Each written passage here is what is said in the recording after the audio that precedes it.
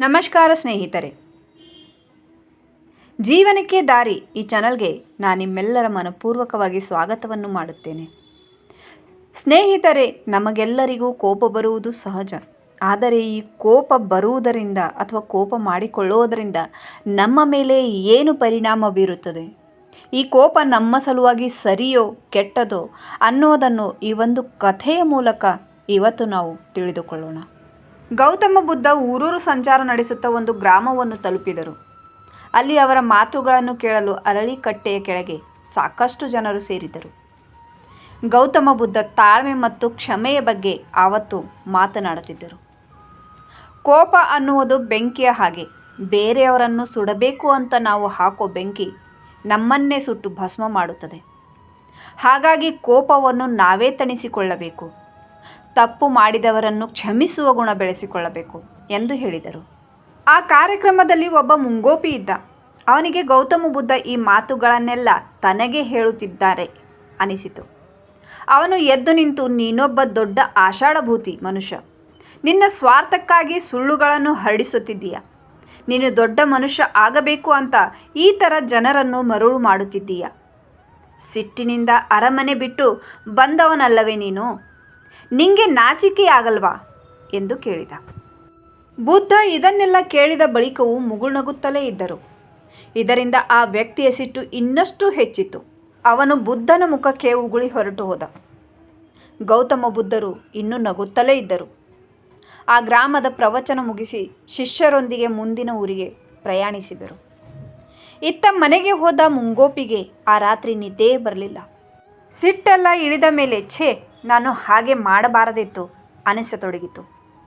ಸಿಟ್ಟಿನ ಕೈಗೆ ಬುದ್ಧಿಯನ್ನು ಕೊಟ್ಟ ತಾನು ಅನುಭವಿಸಿದ ಸಂಕಷ್ಟಗಳೆಲ್ಲ ನೆನಪಾದವು.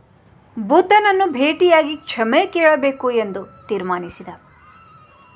ಮರುದಿನ ಬೆಳಿಗ್ಗೆ ಬೇಗ ಎದ್ದು ಸ್ನಾನ ಮಾಡಿ ಹಿಂದಿನ ದಿನ ಪ್ರವಚನ ನಡೆದಲ್ಲಿಗೆ ಹೋದ.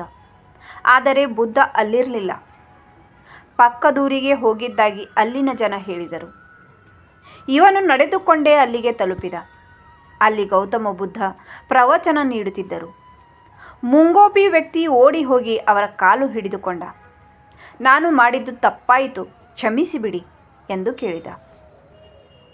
ಗೌತಮ ಬುದ್ಧರು ಆಶ್ಚರ್ಯದಿಂದ ಕೇಳಿದರು, ಯಾರಪ್ಪ ನೀನು?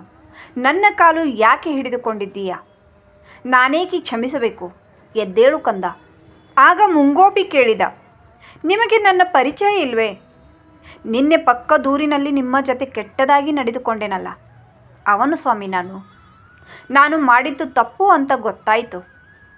ನಿಮ್ಮ ಕ್ಷಮೆ ಕೇಳಲು ಬಂದಿದ್ದೇನೆ. ಆಗ ಗೌತಮ ಬುದ್ಧರು ಶಾಂತವಾಗಿ ಹೇಳಿದರು, ನೀನು ಮಾತನಾಡುತ್ತಿರುವ ನಿನ್ನೆ ಎನ್ನುವುದಿದೆಯಲ್ಲ, ಅದು ಕಳೆದು ಹೋಗಿದೆ. ನಾನಂತೂ ಆ ಎಲ್ಲ ಘಟನೆಗಳನ್ನು ಮರೆತು ಮುಂದೆ ಬಂದಿದ್ದೇನೆ.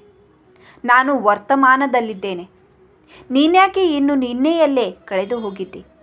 ನಿನಗೆ ನಿನ್ನೆಯ ಘಟನೆಗಳ ಬಗ್ಗೆ ನಿಜಕ್ಕೂ ಪಶ್ಚಾತ್ತಾಪ ಇದ್ದರೆ ನಿನ್ನ ಹೃದಯ ಪರಿಶುದ್ಧವಾಗಿದೆ ಎಂದರ್ಥ. ಅದನ್ನು ಬಿಟ್ಟು ಬಿಡು. ಇವತ್ತು ಒಳ್ಳೆಯವನಾಗಿದ್ದೀಯಲ್ಲ, ಅದನ್ನು ಉಳಿಸಿಕೊ, ಅಷ್ಟೇ ಸಾಕು. ನಿನ್ನೆ ಆಗಿ ಹೋಗಿದ್ದನ್ನು ನೆನಪಿಸಿಕೊಂಡು ಯಾಕೆ ಈಗಿರುವ ಸಂತೋಷ ಹಾಳು ಮಾಡಿಕೊಳ್ಳುತ್ತಿದ್ದೀಯ? ಗೌತಮ ಬುದ್ಧರ ಈ ಮಾತು ಕೇಳಿ ಆ ವ್ಯಕ್ತಿಯ ಕಣ್ಣಲ್ಲಿ ಧಾರಾಕಾರ ನೀರು ಸುರಿಯಿತು. ಇಲ್ಲ ಸ್ವಾಮಿ, ಇನ್ಯಾವತ್ತೂ ಅನಗತ್ಯವಾಗಿ ಸಿಟ್ಟು ಮಾಡಿಕೊಳ್ಳುವುದಿಲ್ಲ. ಪ್ರೀತಿ ಕರುಣೆಗೆ ನನ್ನ ಹೃದಯದಲ್ಲಿ ಜಾಗ ಕೊಡುತ್ತೇನೆ. ನನ್ನ ಬದುಕನ್ನು ಸುಂದರಗೊಳಿಸಿಕೊಳ್ಳುತ್ತೇನೆ. ಪಶ್ಚಾತ್ತಾಪ ಪಡುವ ಯಾವ ಕೆಲಸವನ್ನು ಮಾಡುವುದಿಲ್ಲ ಎಂದು ಮಂಡಿಯೂರಿದ. ಸ್ನೇಹಿತರೆ, ಕೋಪ ಸಹಜ ಗುಣವಾಗಿದೆ. ಮನುಷ್ಯ ಪ್ರಾಣಿಗಳಲ್ಲೂ ಕೋಪ ಎನ್ನುವುದು ಸಹಜ. ಕ್ಷಣದಲ್ಲಿ ಕೋಪಗೊಳ್ಳುವುದು ಸುಲಭ.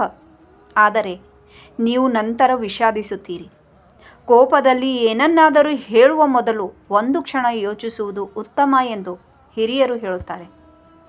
ಅತಿಯಾದ ಕೋಪ ಅನೇಕ ಅನಾಹುತಗಳಿಗೆ ಕಾರಣವಾಗುತ್ತದೆ. ನನ್ನ ಒಂದು ಈ ಚಿಕ್ಕ ಪ್ರಯತ್ನ ನಿಮಗೆ ಇಷ್ಟವಾಗಿದೆ ಅಂದ್ಕೊಳ್ತೀನಿ. ಈ ವಿಡಿಯೋ ನಿಮಗೆ ಇಷ್ಟವಾದಲ್ಲಿ ವಿಡಿಯೋಗೆ ಲೈಕ್ ಮಾಡಿ, ಶೇರ್ ಮಾಡಿ ಮತ್ತು ಚಾನಲ್ ಮೇಲೆ ನೀವು ಹೊಸಬರಾಗಿದ್ದರೆ ಪ್ಲೀಸ್ ಚಾನಲ್ಗೆ ಸಬ್ಸ್ಕ್ರೈಬ್ ಮಾಡಿ.